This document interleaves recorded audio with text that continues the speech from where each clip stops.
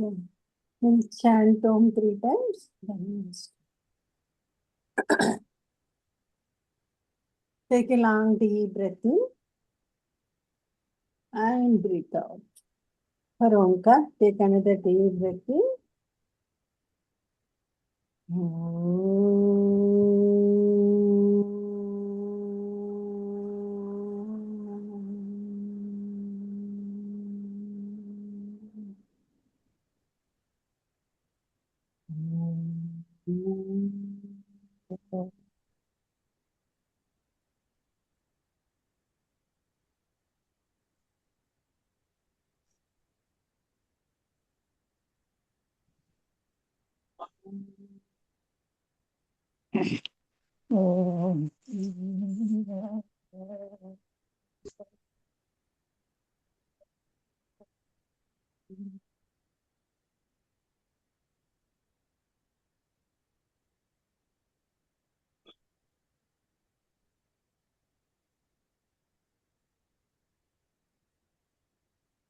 జై గురుదేవ్.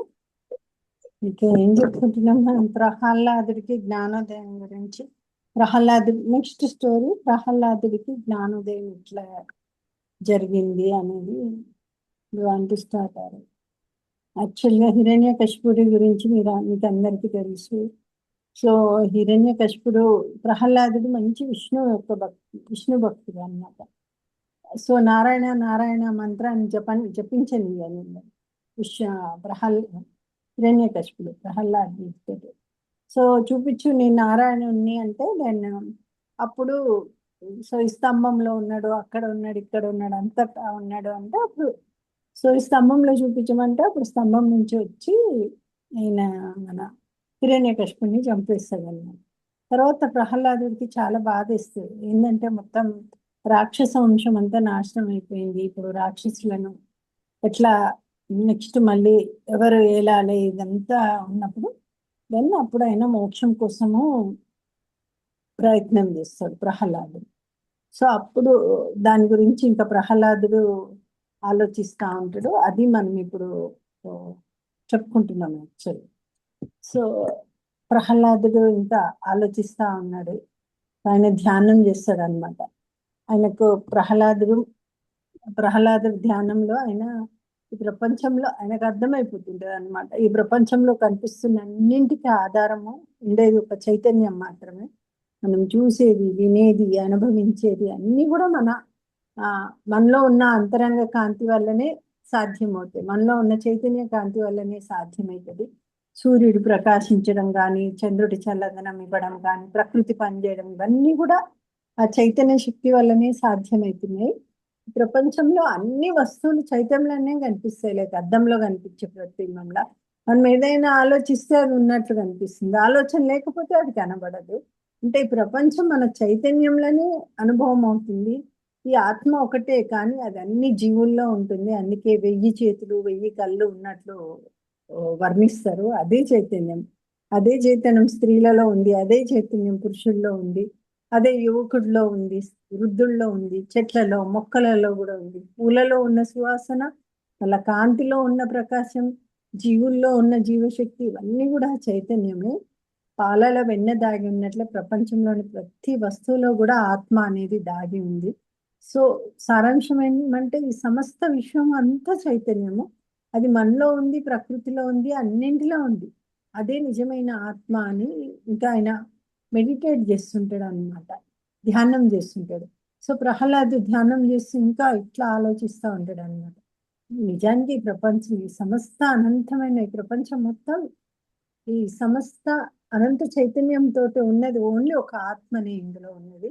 కానీ అహంకారం అనే అవిద్య వల్ల మనకు ఇది నేను, అది నాది అనే భావనలు వస్తాయి.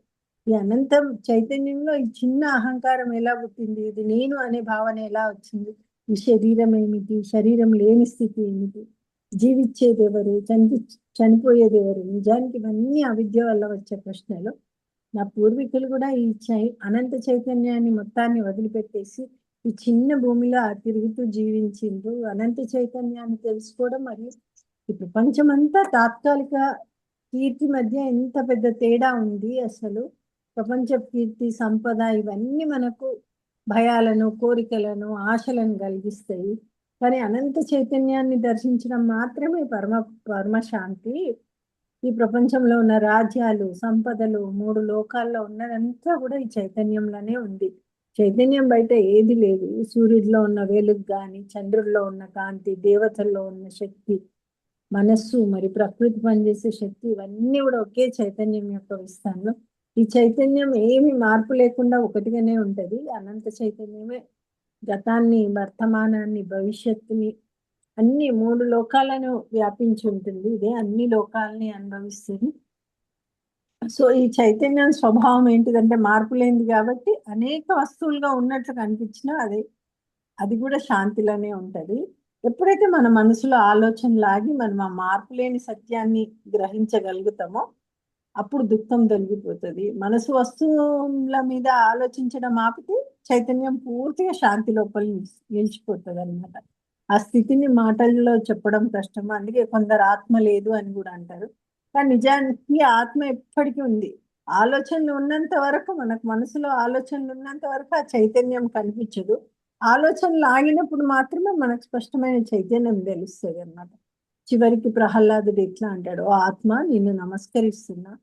నాకు నాలో ఉన్న అఖండ చైతన్యానికి నమస్కారం. నాకు నేనే నమస్కరించుకుంటున్నా. నేను నిన్ను చేరుకున్నాను, నిన్ను అనుభవించినాను" అని ఇక చైతన్య మన ప్రహ్లాదుడికి ధ్యానంలో ఆత్మజ్ఞానం అవుతుంటది అనమాట.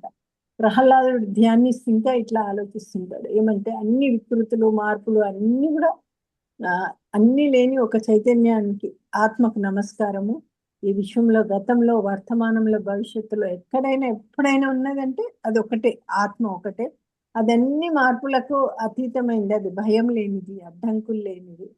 అదే చైతన్యం సృష్టిలో ఉన్న అన్ని జీవులకు, బ్రహ్మ నుండి గడ్డి వరకు అన్నింటినీ ఒంటిలోకి తీసుకొచ్చేది అదే చైతన్యము, అదే పోషిస్తుంది. అది ఎప్పుడు చురుకుగా పనిచేస్తున్నట్లు కనిపించినా అది నిజానికి రాయి కంటే కూడా నిశ్చలంగా ఉంటది. ఆకాశం లాగా ఏది దానిని ప్రభావితం చేయదు. సో మనసు పనిచేయడానికి కారణం కూడా అదే చైతన్యం. గాలి ఆకులను కదిలించినట్లు ఆత్మ మన మనసును పనిచేయిస్తుంది. ఎలా గుర్రాన్ని ఒక స్వారీ నియంత్రిస్తాడో అట్లాగే ఇంద్రియాలను కూడా ఆత్మే నడిపిస్తుంది. ఆత్మ ఈ శరీరానికి యజమాని అయినా అది అనేక పనులు చేయిస్తున్నట్టుగా అనిపిస్తుంది. ఆ ఆత్మను తెలుసుకోవాలి, దాని మీద ధ్యానం చేయాలి, దాన్ని ఆరాధించాలి. దాన్ని ఎప్పుడైతే ఎవరైతే దాన్ని ఆశ్రయిస్తారో ఆత్మని, వాళ్ళు ఈ ప్రపంచ మాయ నుంచి బయటపడతారు. ఆత్మను తెలుసుకోవడానికి మనసు ఎక్కడికో వెళ్ళాల్సిన అవసరం లేదు. ఆత్మ మన శరీరంలోనే ఉంది. ఒక్క క్షణం కూడా దాని గురించి ధ్యానం చేస్తే అది మనకు ప్రత్యక్షమవుతుంది. ఆత్మ మొత్తం ఈ ప్రపంచాన్ని అన్నింటికి యజమాని అయినా దాన్ని తెలుసుకున్న వాడు మాత్రం అహంకారం లేకుండా ఉంటాడు. అందరూ ఆత్మను తెలుసుకోలేరు. ఎందుకంటే అందరు సత్యాన్ని తెలుసుకోవాలని ప్రయత్నించరు. మీలాగా అందరికి సత్యం తెలుసుకోవాలనే కోరిక ఉండదు. సో ఆత్మను చూసిన వాడు అన్నిటిని చూసినట్టే. దాన్ని విన్నవాడికి అన్నిటిని విన్నట్టే. దాన్ని అనుభవించిన వాడు ప్రపంచం మొత్తాన్ని అనుభవించినట్టే. ఆత్మ అందుకనే మనం నిద్రపోయినా కూడా ఆత్మ మాత్రం జాగృతంగా ఉంటది. అది బాధలో ఉన్న వారిని బాధను తొలగిస్తుంది. ఈ ప్రపంచంలో ఆత్మ జీవిగా ఉన్నట్లు కనిపిస్తుంది. ప్రపంచంలోని సుఖాలను అనుభవిస్తున్నట్లు కనిపిస్తుంది. అని ఆత్మే ఆకాశంలో ఖాళీగా ఉంటది. చలనంలో ఉన్న వాటిలో కదలిక ఉంటది. అగ్నిలో వేడి ఉంటది. మొత్తం చంద్రుల్లో కూడా ఉండేది ఆత్మ. నీటిలో, రుచిలో, ఇదే మొత్తం చెప్తున్నా. అంటే ఆత్మనే శాశ్వతమైనది. నిజానికి నేనే ఆత్మ. ఎప్పుడైతే నాలో ఆలోచనలు లేదా భావనలు అనేటివి ఉండవో దెన్ నేను నా ఆత్మని అనుభవిస్తాను. శరీరం సుఖం అనుభవించినా, దుఃఖం అనుభవించినా అదే ఆత్మకి ఎలాంటి ప్రభావం ఉండదు. సో ఇదే చెప్తా ఉంటాడు అనమాట. ప్రహ్లాదుడు చెప్తా ఉన్నాడు. ఇంకా ధ్యానిస్తా ఉన్నాడు. ఆయనకి ఆత్మజ్ఞానం కలిగే వరకు ధ్యానిస్తా ఉంటాడు అనమాట. సో శరీరాన్ని 100 ముక్కలు కత్తిరించినా కూడా ఆత్మకి ఏమి కాదు. కుండను పగలగొట్టినా కూడా అందులో ఉన్న ఆకాశం నాశనం కాకపోవడం లాగా మునుపు నా మనసులో సుఖము, దుఃఖము అనే భావనలు ఉండేవి. ఇప్పుడు ఆ భావనలు అన్నీ పోయినాయి. అప్పుడు నా మనసు ఎక్కడ ఉంది? ముక్తిని పొందిన వారికి ఇవేవి ఉండవు. యాక్చువల్గా నేను సుఖాన్ని కోరడం లేదు, దాన్ని తొలగించాలని కూడా కోరడం లేదు. ఏది వస్తే అది రాని, ఏది పోతే అది పోదు. ఇంతకాలం అజ్ఞానం అనే శత్రువు నన్ను బంధించింది. ఇప్పుడు అది నా జ్ఞానాన్ని దోచుకుంది. మనకు అజ్ఞానం ఉన్నంత వరకు జ్ఞానం అనేది కనిపించదు. కానీ ఇప్పుడు విష్ణు కృపతోటి మళ్ళీ నా స్వయ ప్రయత్నంతో, మన ప్రయత్నం లేకుండా భగవంతుడు ఏం చేయలేదు. సో నేను నిజమైన జ్ఞానాన్ని పొందాను. స్తోత్రాలు పాడడము, నమస్కారం చేయడము, ప్రార్థన, శాంతమైన మనసు మరియు నియమంతో జీవించడం ద్వారా నేను ఆత్మను దర్శించగలిగినాను. అజ్ఞానం ఒక పెద్ద అడవి లాంటిది. సో అందులో ఈ ఇంద్రియ కోరికల అడవిలో ఈ ఇంద్రియాలకు ఉన్న కోరికలు ఒక పాముల్లా ఉంటాయి. మరణం అనే గుంతలు ఉంటాయి, దుఃఖం అనే అగ్ని ఉంటది, అహంకారం అనే పెద్ద శత్రువు ఉంటది. ఇప్పుడు విష్ణు కృపతోటి మరియు నా ప్రయత్నంతో నేను ఈ అజ్ఞానం నుంచి బయటపడిన పూర్తిగా. నా బుద్ధి ఇప్పుడు పూర్తిగా మేల్కొంది. ఇప్పుడు నేను అహంకారం అనే భావన నాలో కనిపించడం లేదు. సో అహంకారం అనే భూతం పోయింది. అందుకే ఇప్పుడు నేను లోపల ప్రశాంతంగా ఉన్నా. అప్పుడు మోహము, దుఃఖము, ఆశలు, కోరికలు ఇవన్నీ ఎక్కడున్నాయి అసలు? ఇప్పుడు స్వర్గం, నరక, ముక్తి గురించి ఉన్న సందేహాలు కూడా అహంకారం ఉన్నప్పుడే ఉంటాయి. అవన్నీ ఎలా చిత్రాలు మనకు కాన్వస్ మీద మాత్రమే వేయగలము, ఆకాశం మీద వేయలేము. అలాగే అహంకారం ఉన్నప్పుడే ఆ భ్రమలు ఉంటాయి. అహంకారం మేఘాలు పోయినప్పుడు ఆత్మజ్ఞానము మనకు ఒక సూర్యుడిలా ప్రకాశిస్తుంది అనమాట. ఓ ఆత్మ చెప్తున్నాడు, అహంకారం నుండి విముక్తి పొందిన నీవు, నీకు నమస్కారము. ఆత్మ, ఇంద్రియాలు, వీటన్నింటి నుంచి మనసు ప్రశాంతంగా లీనమైన నీవు నమస్కారం అంటే ఆత్మకి నమస్కరిస్తున్నాడు అనమాట. శుద్ధమైన మనసుతోటి ఉన్నాడు. సో ఈ ఆత్మ ఉన్నన్ని ఇప్పుడు ఆయన ఎట్లా అంటే, ఇంతకాలం నేను అహంకారం అనే ఉచ్చులో ఎలా చిక్కుకున్నానా ఆశ్చర్యపోతున్నా. ఇప్పుడు నేను ఆశలు లేకుండా, కోరికలు లేకుండా, అహంకారం లేకుండా ఈ ప్రపంచపు ఆకర్షణ నుండి పూర్తిగా విముక్తి పొంది ఉన్నాను. నా మనసు పూర్తిగా ప్రశాంతంగా ఉంది. అందుకే ఇప్పుడు అన్ని సుఖ దుఃఖాలు ముగిసిపోయినాయి, మంచి పరమానందం వెలుగుతుంది అని అనుకుంటున్నాడు అనమాట ప్రహ్లాదుడు. ఇవన్నీ ప్రహ్లాదుడు ధ్యానిస్తున్నాడు, ఇంకా ధ్యానిస్తున్నాడు. ఇవన్నీ స్థితులను దాటి చివరికి ఆత్మను నేను అనే స్థితిని అనుభవించాను. ఆ ఆత్మ నీకు నమస్కారము, నిన్ను నేను ఆలింగనం చేసుకుంటున్నాను అని. సో ఇప్పుడు అనుకుంటాడు అనమాట, ఈ 3 లోకాల్లో నువ్వు తప్ప నాకు బంధువు ఎవరు? నేను ఎన్ని రోజులు ఇప్పుడు తండ్రి పోయినాక బాధ ఉంటది కొంచెం ప్రహ్లాదుడికి. ఇప్పుడు ఆత్మతత్వాన్ని తెలుసుకున్నాక ఎవరు బంధువు? నువ్వే సృష్టిస్తావు, నువ్వే కాపాడుతావు, నువ్వే అన్నింటిలో సంచరిస్తావు. సో ఇప్పుడు నేను నిన్ను చూశాను. ఎప్పటి నుంచో అజ్ఞానం అనే కూడా మన మధ్య నిలిచింది. నీకు నాకు తేడా లేదు. సో ఇప్పుడు నిజంగా అనుభవించేది ఏదైనా ఉందంటే అది నువ్వే. శరీరంతో నువ్వు కలిపి చూసుకున్నందువల్ల నీ అసలు స్వరూపాన్ని మర్చిపోయినట్టు. మన శరీరంతో తాదాత్మ్యం చెందుతాం కనుక మన ఆత్మతత్వాన్ని మనం గుర్తించము. సో ఎన్నో జన్మలు తీసుకొని బాహ్య విషయాలు సుఖాన్ని వెతుకుతూ ఎంతో దుఃఖాన్ని అనుభవిస్తాం జీవితం అంతా. ఇప్పుడు ఎప్పుడైతే ఆ ఆత్మతత్వాన్ని తెలుసుకున్నాక మళ్ళా మోహంలో నేనైతే ఇప్పుడు పడను ఇంకా. సో ఆత్మ నువ్వే, నా కళ్ళలోని శాంతి, శరీరం అంతా నింపిన జీవశక్తివి. ఇప్పుడు నేను నిన్ను తెలుసుకున్న తర్వాత సో ఇంద్రియ సుఖాలు నాకు విలువైనవిగా అనిపించడం లేదు. అహంకారం లేని అనంతమైన నా ఆత్మకు నమస్కారము అని. నేను ఇప్పుడు శరీరాన్ని కాదు, నేను శుద్ధ చైతన్యాన్ని.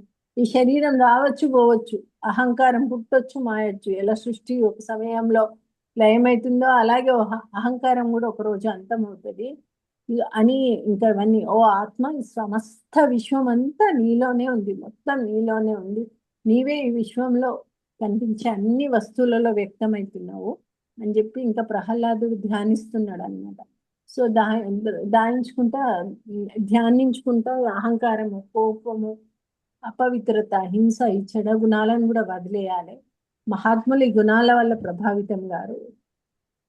సో ఆత్మ నువ్వు ఎప్పుడు నిద్రలో ఉన్నట్టుంటావు, కానీ నీ శక్తి వల్లే నువ్వు మేల్కొని అనుభవాలను తెలుసుకున్నట్లుగా అనిపిస్తాయి. నిజానికి అనుభవాలను అనుభవించేది మాత్రం నీ శక్తి మాత్రమే.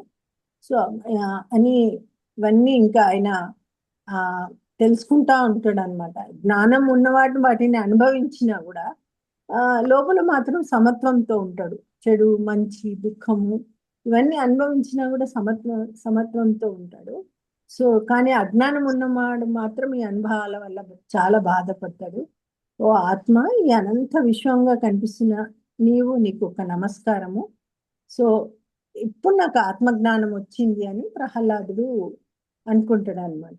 సో అట్లా ఇప్పుడు ప్రహ్లాదుడికి జ్ఞానోదయం అవుతుంది, ఆత్మజ్ఞానం వస్తుంది. దెన్ అప్పుడు వశిష్ఠుడు కథను ఇంకా కొనసాగిస్తూ ఉంటాడు. ఇట్లా లోతుగా ధ్యానం చేసిన తర్వాత ప్రహ్లాదుడు ఆలోచన లేని స్థితికి చేరుకుంటాడు. సో అది మొత్తం పరమానందంతో నిండిపోయి ఉంటది. ఆలోచనలు లేని సమాధి స్థితిలో ఉంటాడు. అతను కదలకుండా ఒక చోట రాయిలాగా నిశ్చలంగా కూర్చుంటాడు. సో దాన్ని చూసి మిగతా రాక్షసులు, ప్రహ్లాదుడు రాక్షస జాతికి చెందినవాడు. సో మిగతా రాక్షసులందరూ చనిపోయినాడు అనుకుంటారు. అప్పుడు పాతాళ లోకంలో అశాంతి, గందరగోళం ప్రారంభమవుతాయి. ఈ బలవంతులు బలహీనలను బాధించడం మొదలుపెట్టింది. ఇంతలో ప్రపంచ రక్షకుడు మహావిష్ణువు బయలుదేరుతాడు అనమాట. ప్రహ్లాదుడు లోతైన సమాధి స్థితిలో ఉన్నాడని తెలుసుకుంటాడు. అప్పుడు విష్ణువు ఇలా ఆలోచిస్తాడు, ప్రహ్లాదుడు సమాధి స్థితిలో ఉండడంతో అసురులకు నాయకుడు లేకుండా పోయిండు, రాక్షసులకు. అసురులు బలహీనం అవుతున్నారు. సో అసురు లేకపోతే దేవతలకు ఎలాంటి భయం ఉండదు, శత్రుత్వం కూడా ఉండదు. భయము ద్వేషం లేకపోతే దేవతలు కూడా త్వరగా ఆధ్యాత్మిక జ్ఞానం పొందుతారు. అప్పుడు ఈ ప్రపంచ సృష్టి అనేది సమయం రాకముందే ముగిసిపోతుంది. అందుకే ఈ సృష్టి కొనసాగాలంటే అసురులు కూడా ఉండాలి. చూడండి, మనం అనుకుంటాం మన లోపల చెడు ఉండకూడదు అని. సో ఉండాలి, ఎందుకంటే సృష్టి కొనసాగడానికన్నా ఉండాలి.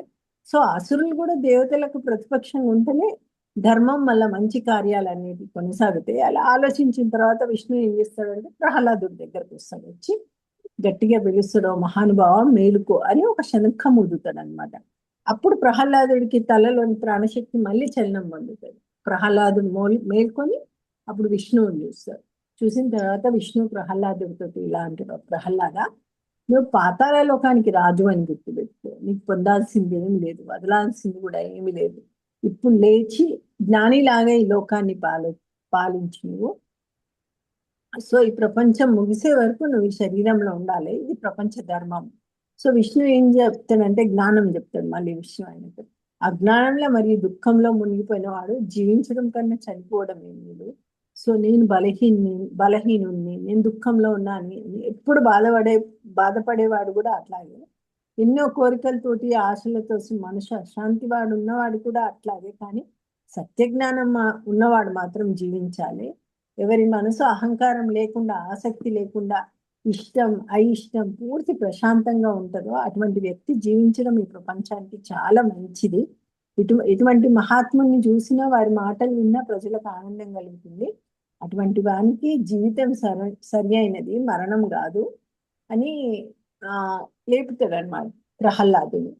మళ్ళీ ఇంకా శ్రీ మహావిష్ణు ప్రహ్లాదుడితో ఇలా అంటాడు, ప్రజలు శరీరం ఉన్నప్పుడు, శరీరం పనిచేస్తున్నప్పుడే దాన్ని జీవించడం అంటారు. శరీరాన్ని వదిలి ఇంకొక శరీరం తీసుకుంటే దాన్ని మరణం అంటారు. కానీ ప్రహ్లాద, నీవు ఈ భావాలన్నింటికీ అతీతుడు. నీకు నిజంగా జీవితం మరణం అనే తేడా లేదు. నేను ఈ మాటలు సాధారణంగా ప్రజలు అర్థం చేసుకోవడానికి చెప్పినా. నేను నిజానికి నువ్వు పుట్టలేదు, చనిపోవు కూడా. నువ్వు ఈ శరీరం ఉన్నట్టుగా అనిపించినా నిజానికి నీ శరీరం కాదు, నీ శరీరంలో లేనివాడే. నువ్వు కేవలం సాక్షిలాగా చూస్తున్న చైతన్యం మాత్రమే. సో ఎలా గాలి ఆకాశంలో ఉంటే ఆకాశానికి అంటుకోకుండా స్వేచ్ఛగా ఉంటుందో, అట్లాగే నీవు కూడా శరీరంతో బంధించబడలేదు. ఇవన్నీ ఎగ్జాంపుల్స్ ఇస్తాడు అనమాట. నువ్వు నిజానికి సర్వవ్యాప్తి చైతన్య స్వరూపుడివి. ఎందుకంటే అతను ఎప్పుడు ఆత్మజ్ఞానంలో స్థిరంగా ఉంటాడు అన్నమాట. సో ఇవన్నీ చెప్తా ఉంటాడు ఆయన. ఎందుకంటే నీకు ఇప్పుడు కర్త కర్మ అని తేడా లేకుండా పోయింది. సో ఆత్మజ్ఞానంలో నువ్వు పూర్తిగా మేల్కొని ఉన్నావు కనుక ప్రపంచ విషయాల్లో నిద్రలో ఉన్నట్టుగా ఉంటారు. వారు అహంకారం లేకుండా జీవిస్తారు. అబ్బా ప్రహ్లాద, ఇప్పుడు విష్ణు స్థితిని పొందినవు.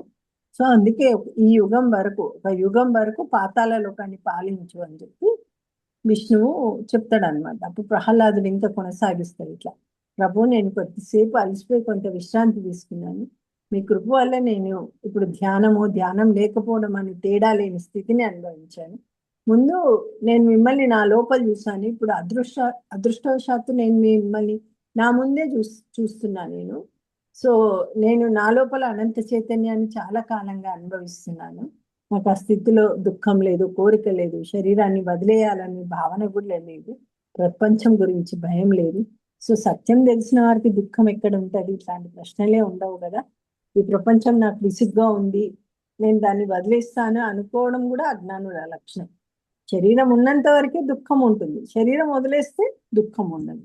ఇట్లా అనుకోవడం కూడా అజ్ఞానమే. ఇది సుఖము, దుఃఖము, ఇది ఉంది, ఇది లేదు అనే భావనలు కూడా అజ్ఞానం వల్లే వస్తాయి. సో ఇది పొందాలి, ఇది వదలాలి అనే ఆలోచన కూడా అజ్ఞానం వల్లనే వస్తాయి.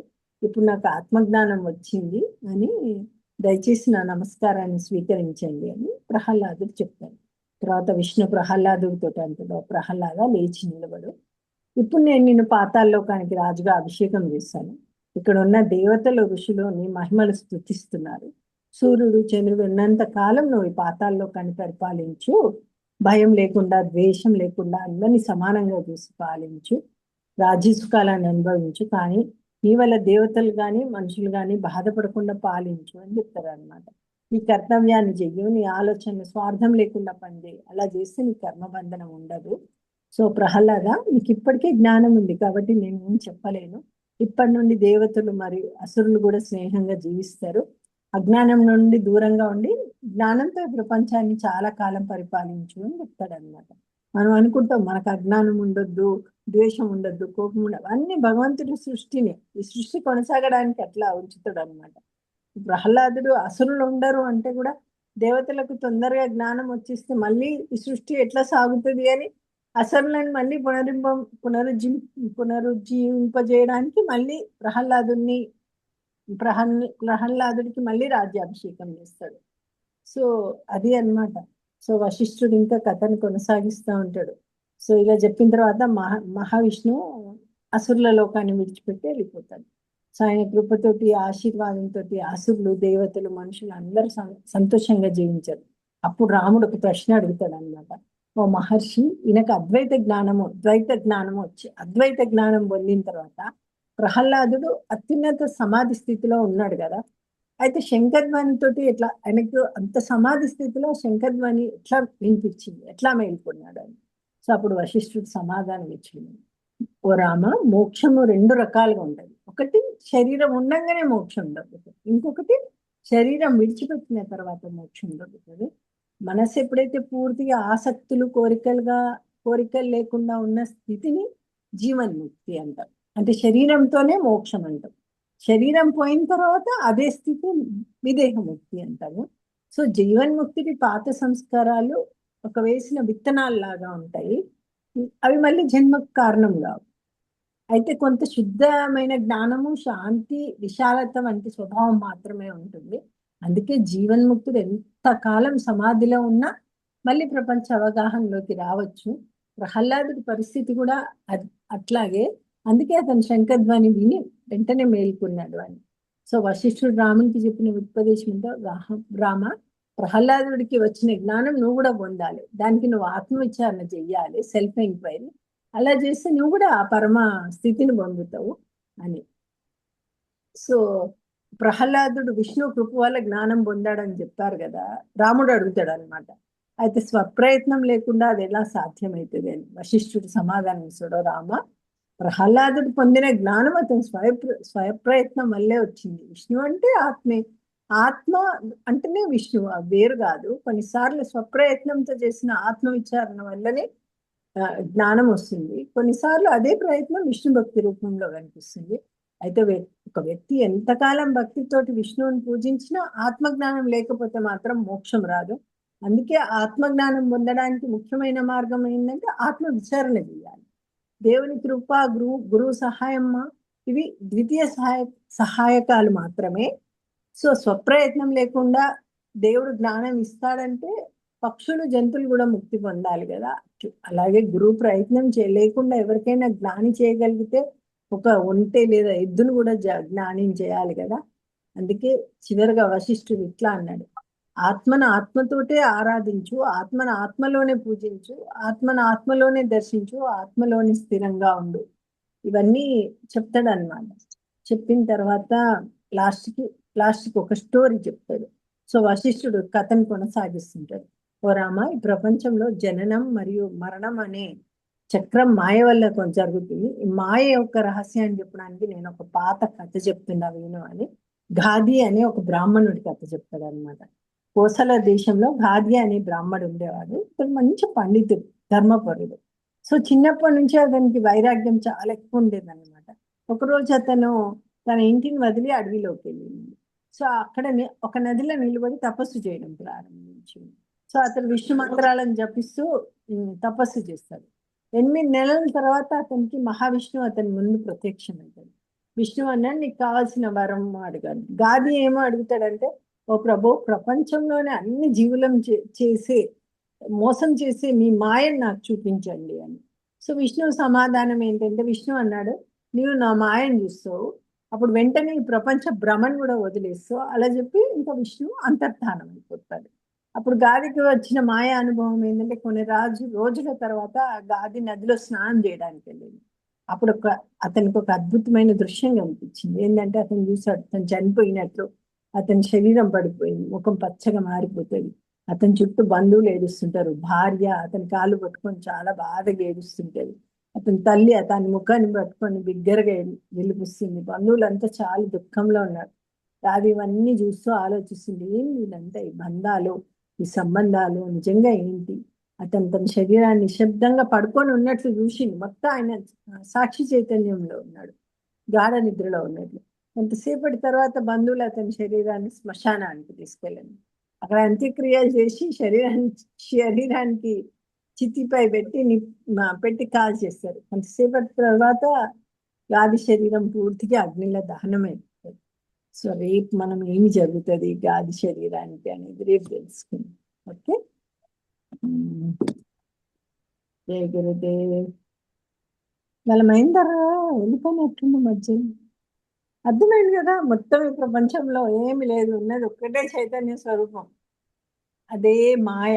మనకి ఆలోచనలు ఉన్నంత వరకు ఈ ఆత్మ చైతన్యం అనేది తెలియదు. మన మనసు మలినమైనంత కాలం మనం ఈ ఆత్మని కనుక్కోవాలి. మనస్సులో నుంచి మలినం ఎప్పుడైతే తొలగిపోతుందో అప్పుడే మనం ఈ ఆత్మస్వరూపాన్ని తెలుసుకుంటాం. సో మనకి ఇంత మంచి గురువు ఉన్నారు, మన సెల్ఫ్ ఎంక్వైరీ చేస్తున్నాము, గురువు కృప ఉండాలి. అందుకే గురుజీ మనకు అన్ని కోర్సెస్ పెట్టిండు, అన్ని కోర్సెస్ చేయాలి, ఈ ఆధ్యాత్మిక మార్గంలో ముందుకు వెళ్తా ఉండాలి. సో జీవితంలో పనులు ఇవన్నీ ఉన్నాయి అనుకోండి, ఇవన్నీ ఉంటాయి, డెఫినెట్ గా ఉంటాయి. వీటిల్లో ఇరుక్కోకుండా కొంచెం జ్ఞానం సాయంతో ముందుకు జరగడానికి ఈ మన గురువు అనేది ఎట్లా ఒక లైఫ్ జాకెట్. గురువు ఎప్పుడు చెప్తుంటారు, ఒక లైఫ్ జాకెట్. మనం నదిలో మునిగిపోతున్నాము, మనకు ఒక లైఫ్ జాకెట్ ఉన్నది, గమ్మున బయటకు వస్తాం. అందుకని ఈ సంసార సముద్రంలో మనం మునిగిపోకుండా మనని గురువు కాపాడుతున్నాం. సో అందుకే గురువు గారు మనకి ఇన్ని కోర్సెస్ పెట్టిండ్రు. ఇటు హ్యాపీనెస్ ప్రోగ్రామ్ అంటారు, అటు దెన్ సహసమాధి అంటారు, then advance meditation program, BSN program. ఇవన్నీ ఏంటంటే మనకు మన జ్ఞానాన్ని ఇంకా విస్తరింపజేసుకోవడానికి, అవేర్నెస్ ని పెంచడానికి. సో సేమ్ టైం మనకి ఇంత మంచి జ్ఞానం ఇస్తుంది. ప్రతి జ్ఞానాన్ని మనకు అష్టావక్రుని రూపంలో, యోగ సిస్టమ్ రూపంలో, ఎవ్రీథింగ్ ఇస్తుంది. సో ఆ లైఫ్ జాకెట్ పెట్టుకొని సంసారం అనే సముద్ర తీరాన్ని మనం దాటాలి, ఆ సుఖాన్ని, ఆ పరమశాంతిని అనుభవించాలి లైఫ్ లో. సో మీరందరూ సో బ్లెస్డ్. గుర్తుపెట్టుకోండి, నేను వాళ్ళు ఒక్కరోజు చెప్పట్లేదు, ఎవ్రీ డే చెప్తున్నాను మీకు. You are so blessed. గురువు గారు అంటారు, ఏం బ్లెస్సింగ్స్ కావాలి మీకు, బ్లాంక్ చెక్ ఆఫ్ బ్లెస్సింగ్స్ ఇస్తా, రాసుకోండి ఎన్ని కావాలో అని. So continue this. ఎప్పుడు ఏది పెట్టినా గురువు గారు మన కోసం పెడతారని గుర్తుపెట్టుకోండి.